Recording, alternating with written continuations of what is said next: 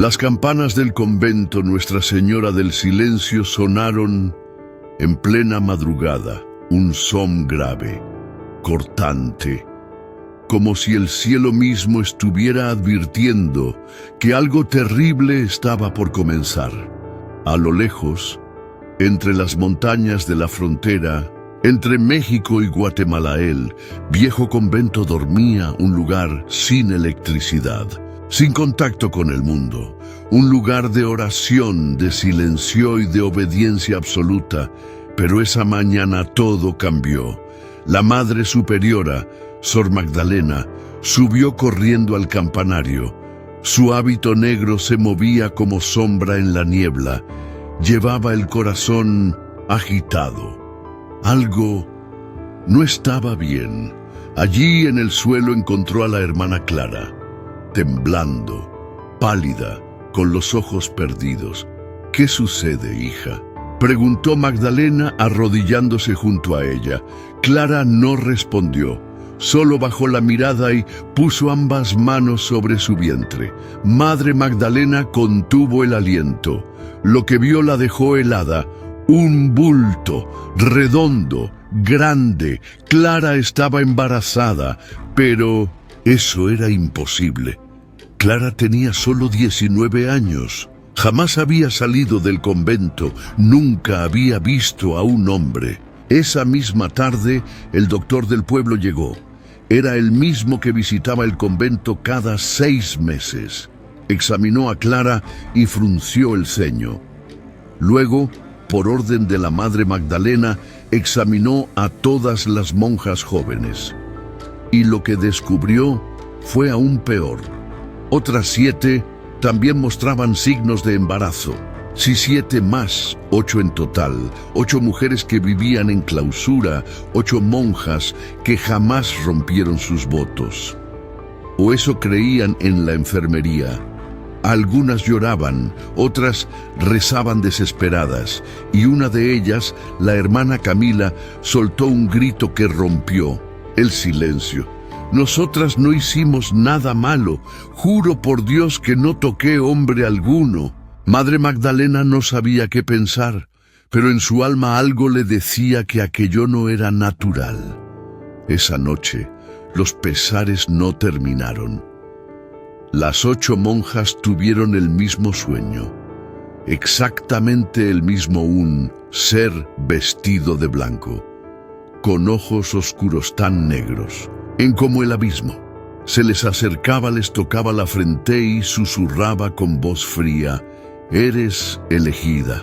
Al despertar, sus vientres palpitaban, y el miedo ya no era un pensamiento, era real. Estaba dentro de ellas. A la mañana siguiente el doctor volvió, pero algo en él había cambiado. No quiso hablar con la Madre Superiora. No quiso mirar a las monjas a los ojos, solo tomó sus cosas y salió en silencio. Antes de irse, murmuró algo al oído de Magdalena: «Esto es más grande de lo que usted cree», y se fue dejándola sola. Esa noche desde el bosque alguien observaba el convento, una silueta, unos ojos que brillaban en la oscuridad. Algo o alguien esperaba pacientemente. Él silenció ya. No era sagrado, ahora era una maldición, y así comenzó la pesadilla. El sol apenas asomaba entre las montañas, pero la Madre Magdalena ya estaba despierta. No había dormido, no podía.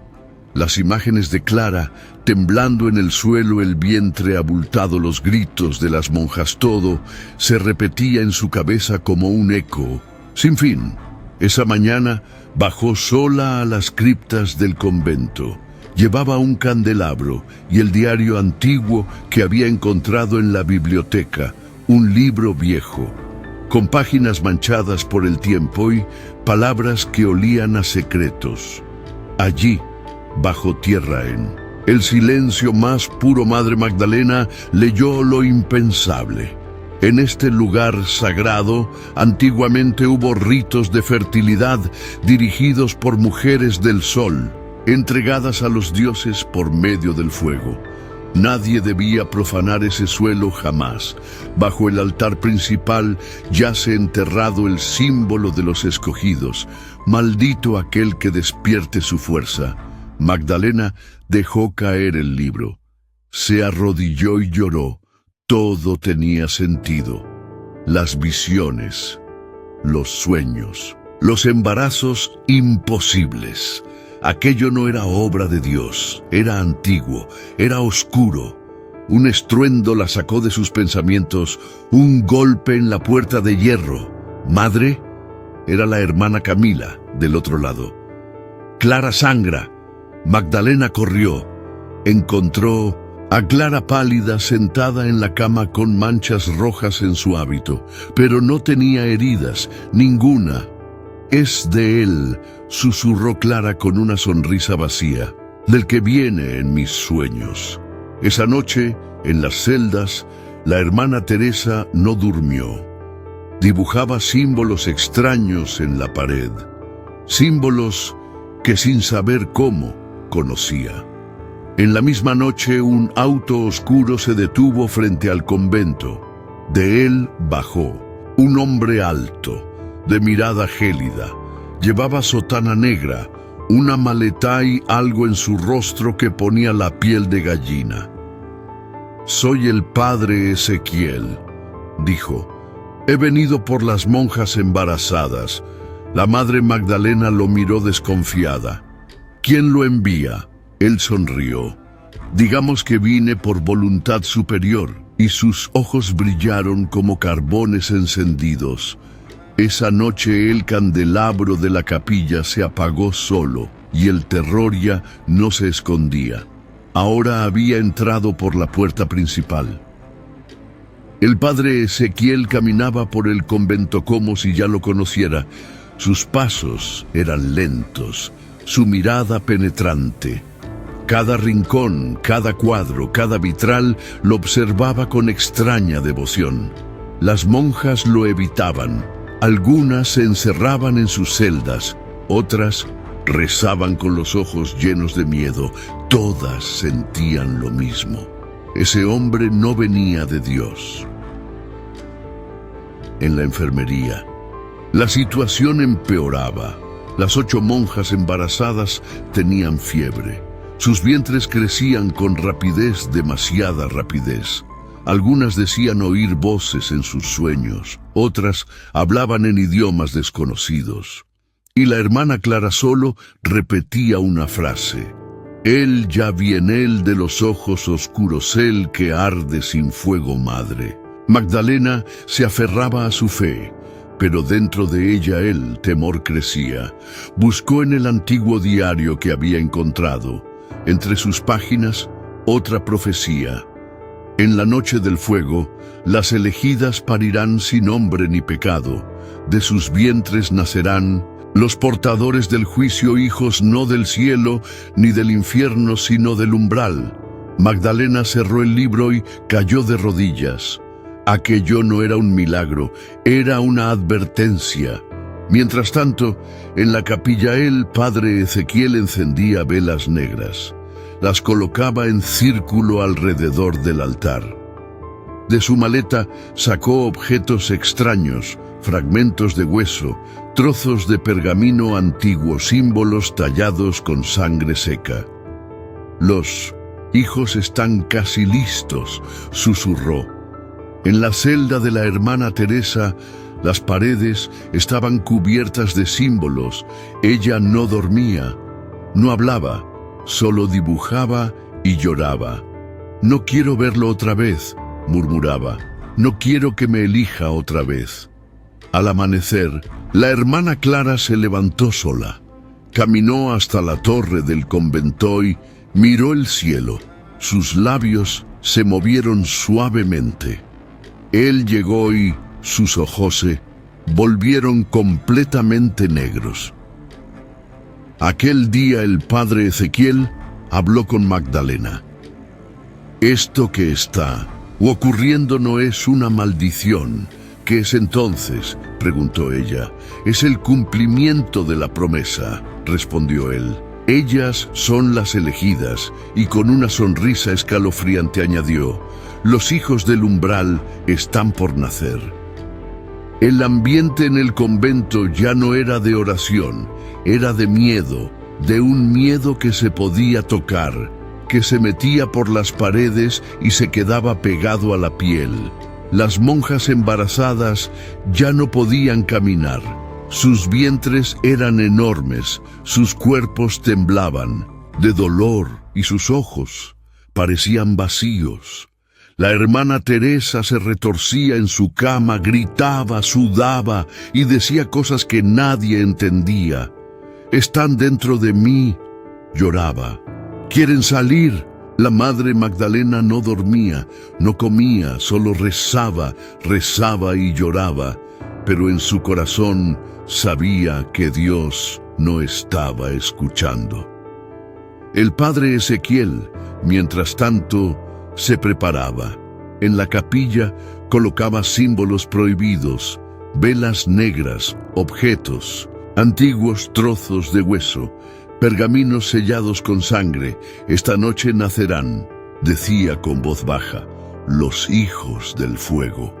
La hermana Clara dejó de hablar, solo reía, una risa vacía, una risa que dolía escuchar, y en su celda, la hermana Elena se aferraba a un rosario, lloraba y murmuraba: «No quiero que me toque, no quiero ver sus ojos otra vez».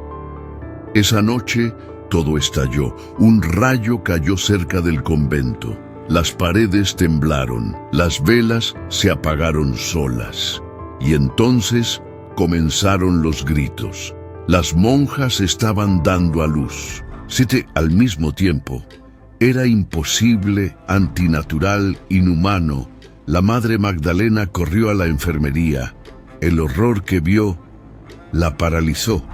Cuerpos convulsionando, vientres que parecían explotar, y ojos negros en los bebés que nacían. No lloraban, solo la miraban. «¡Dios mío!», gritó Magdalena, «esto no son niños». Desde la montaña se acercaba un auto. Dentro de él, un hombre con sotana roja y una carpeta secreta. Era el cardenal Sebastián. Había recibido una denuncia, una sola. Frase en la carta: «El silencio ha sido roto. Las madres están por parir el fuego». En el convento seguían los partos. Y de pronto, uno de los bebés lloró. Un llanto fuerte, un llanto humano, un verdadero llanto. Era el bebé de la hermana Elena. Y en ese momento todo cambió. La madre Magdalena lo sostuvo, lo miró a los ojos. Este sí tiene alma. En la capilla, Ezequiel cayó de rodillas. Uno ha nacido incompleto, uno ha fallado. La oscuridad empezaba a quebrarse y lo peor estaba por venir.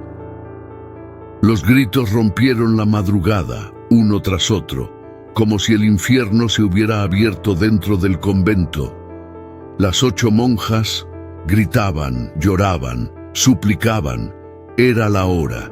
Los partos habían comenzado, pero no eran partos normales, eran violentos, dolorosos, inhumanos.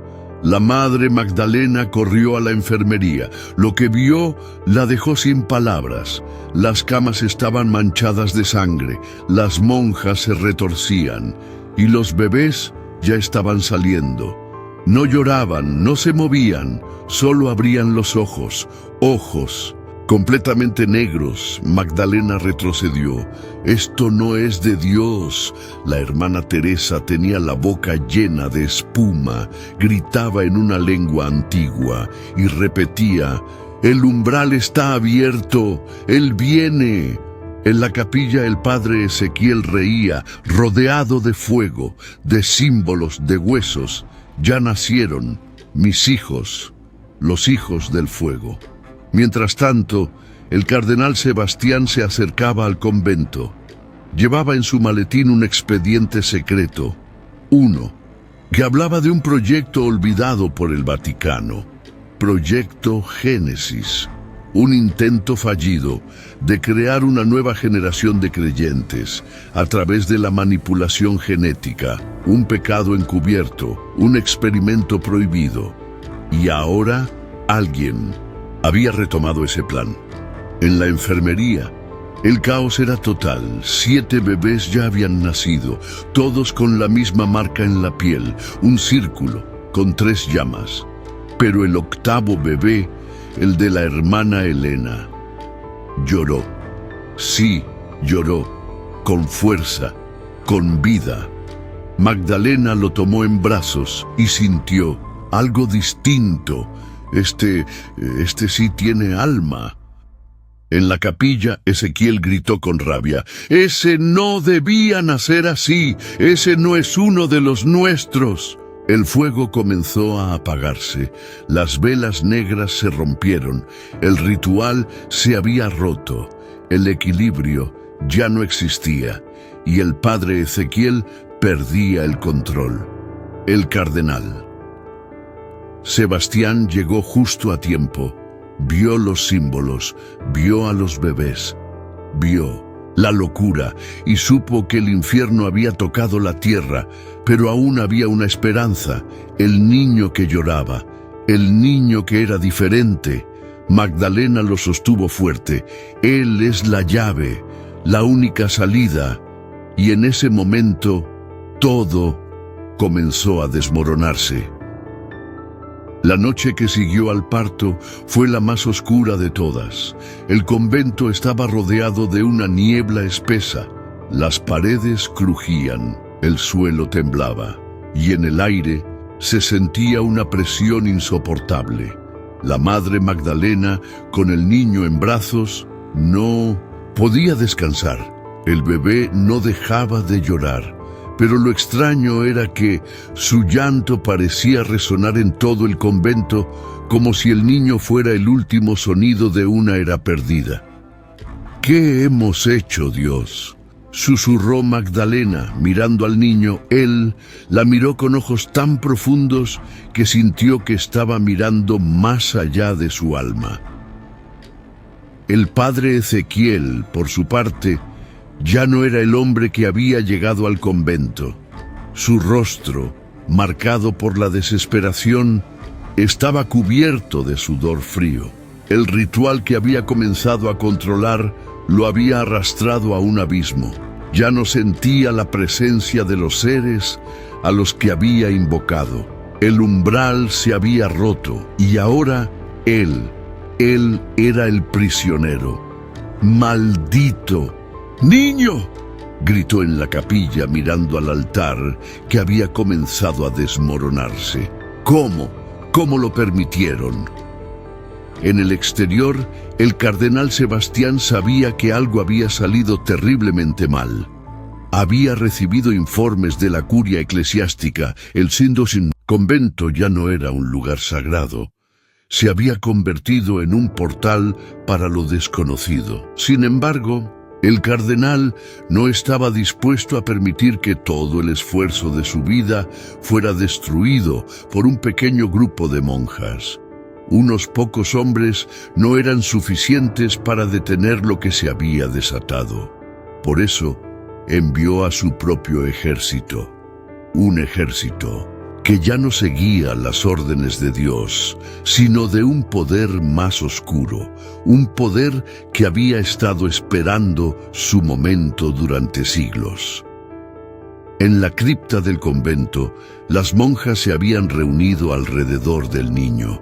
Era lo único que quedaba de su humanidad, lo único que aún las mantenía unidas. Pero el miedo seguía creciendo. «Madre, no podemos quedarnos aquí. Tenemos que huir», exclamó la hermana Beatriz mirando al niño. Madre Magdalena, sin embargo, sabía que no podían huir. El niño era la llave y si no lo protegían, el convento caería en las manos equivocadas. «No podemos huir», gritó Magdalena con lágrimas en los ojos. «Este niño es la última esperanza». La mañana siguiente, El sol no brilló en el convento. Era como si la oscuridad hubiera absorbido todo rastro de luz. El cardenal Sebastián y su ejército llegaron a las puertas del convento. Las campanas sonaron con una fuerza que resonó en el aire como una maldición. Dentro del convento, la Madre Magdalena sostenía al niño con fuerza. «El fin está cerca», dijo con voz temblorosa, mirando al niño por última vez. Pero el niño, que había dejado de llorar, la miró. Y entonces todo cambió. Con un solo suspiro, una luz cegadora salió de sus ojos. Las puertas del convento se abrieron de golpe, y la fuerza que había estado esperando durante siglos se desató. El cardenal Sebastián cayó de rodillas ante el niño. El miedo que había estado oculto en su corazón ahora lo dominaba. «¡Es él!», gritó desesperado. «Es el elegido», y antes de que pudiera decir otra palabra, las puertas se cerraron tras él, atrapando a los hombres que había enviado. Nunca más se les vio. El convento de Santa Catalina quedó en silencio. Un silencio profundo, un silencio que nunca volvería a romperse. La Madre Magdalena, con el niño en sus brazos, miró hacia el cielo. La verdad ha triunfado. Nunca más seremos prisioneros del miedo. Y mientras las monjas regresaban al convento, finalmente, libres, un último susurro recorrió el aire. El umbral está cerrado. Si llegaste hasta aquí, cuéntame en los comentarios qué te pareció esta historia. Te invito a descubrir más relatos impactantes en nuestro canal. Suscríbete y sigue disfrutando de videos llenos de emoción y sorpresas. Nos vemos en el próximo.